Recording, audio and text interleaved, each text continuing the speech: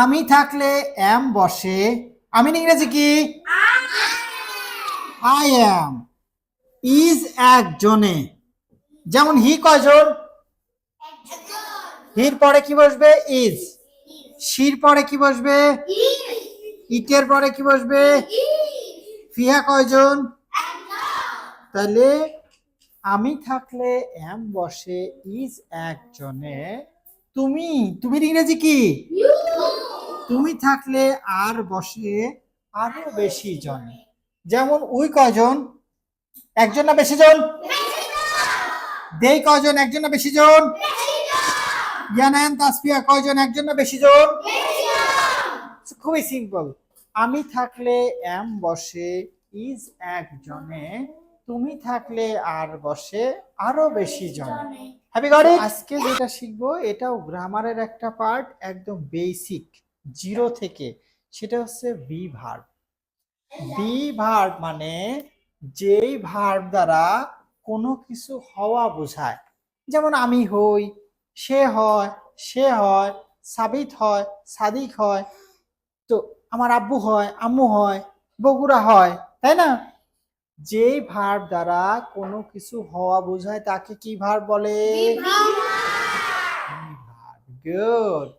So B ভার্বের present ফর্মে তিনটা রূপ আছে। হয় এম হবে, ইজ হবে, আর না হলে আর হবে। এই তিনটার যে কোনো একটা বসবে। সো আমরা আজকে শিখবো how to make sentence by using B verb.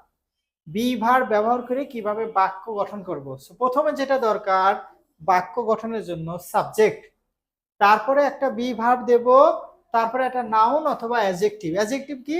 দোষ গুণ বোঝায়। যেমন আমি ভালো আছি, কে খারাপ আছে, ও দুষ্টু ছেলে, এরকম। ঠিক আছে? বুঝতে পেরেছো? ওকে। সো সাবজেক্ট কে আছে?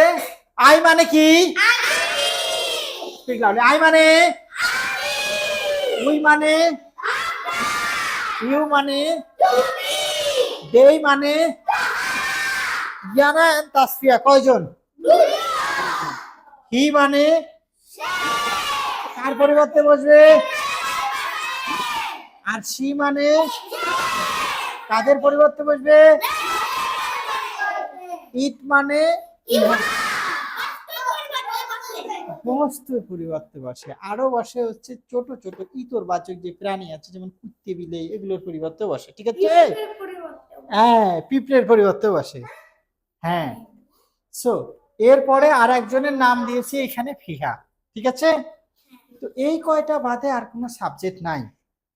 এই সাবজেক্ট দিব বাক্য গঠনের সময়, তারপর দিব একটা বি ভার্ব। তো বি ভার্বের তো আর সরাসরি বসবে না, যেহেতু প্রেজেন্ট টেন্স আমরা করতেছি। এখানে এম অথবা ইজ অথবা আর বসবে। কার সাথে এম বসবে, কার সাথে ইজ বসবে, কার সাথে আর বসবে, সেটা অনেক একটা বড় কোয়েশ্চেন, তাই লয় কি? তো আমরা এখন যেটা শিখবো সেটা হচ্ছে একটা ছন্দ শিখবো। দেখো, আমি থাকলে এম বসে। আমি ইংরেজি কি? I am. ইজ একজনে। যেমন হি কয়জন? হির পরে কি বসবে? ইজ। শির পরে কি বসবে? ইটের পরে কি বসবে? ফিহা কয়জন? তাহলে আমি থাকলে এম বসে, ইজ একজনে। তুমি তুমি ইংরেজি কি? তুমি থাকলে আর বসে আরো বেশি জনে। যেমন উই কয়জন? একজন না বেশি জন? দেই কয়জন? একজন না বেশি জন? ইয়ানান তাসফিয়া কয়জন? একজন না বেশি জন? খুবই সিম্পল। আমি থাকলে এম বসে, ইজ একজনে। তুমি থাকলে আর বসে আরো বেশি জনে। Happy got it? নেক্সট। তো আমি হই, স্পিক লাউডলি। আমি হই, আমরা হই, তুমি হও, তাহারা হয়, ইয়ানান তাসফিয়া হয়, সে হয়। হি আর, কে বললো? মামা। সে হয়, সে হয়, ইহা হয়, ইহা হয় Good. So, কি হয়? আমি একজন ছাত্র। Speak loudly. আমি একজন ছাত্র। আমি একজন ডক্টর। আমি একজন টিচার। আমি একজন ব্যাংকার। আমি একজন রিক্সা চালক। আমি একজন পাইলট। এখন এটা যে প্রফেশন গুলো বললাম এগুলো হচ্ছে নাউন। নাউন মানে কোনো কিছুর নাম। নয়নে যাহা দেখা যায় তাহাই নাম। Noun is a name of anything. বাংলায় বললে হ্যাঁ, বাংলায় যদি বলি তাহলে নয়নে যাহা দেখা যায় তাহাই নাম। নয়নে কি দেখিচ্ছি? নয়নে একটা চেয়ার দেখিচ্ছি, এই চেয়ারটা একটা নাম। নয়নে একটা চাবি দেখেছি, চাবি একটা নাম। নয়নে একটা ল্যাপটপ দেখিচ্ছি, ল্যাপটপ, ওটা একটা নাউন। হ্যাভ ইউ গট ইট?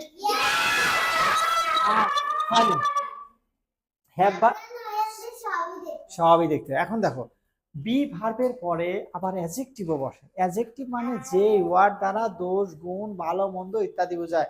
যেমন আমি ভালো আছি, আই এম ফাইন। সে অসুস্থ, হি ইজ সিক। সে সুখী, হি ইজ হ্যাপি। সো এই যে ভালো মন্দ দোষ গুণ অবস্থা পরিমাপ যেগুলো বোঝায় সেটাকে বলে adjective. Have you got it? তো এখন দেখো আমরা খুশি, উই আর হ্যাপি। আমরা খুশি, আমরা দুঃখিত, অথবা উই আর সরি। হ্যাঁ, আমরা দুঃখিত, আমরা আনন্দিত, উই আর এক্সাইটেড। আমরা আনন্দিত, সে দুষ্টু, সে দুষ্টু বালক, হি ইজ এ নটি বয়। সে দুষ্টু বালক। কে বললো? সে দুষ্টু বালক। হি ইজ এ নটি বয়। সে দুষ্টু বালক। Bilingual Learning Center, BLC, Bogura.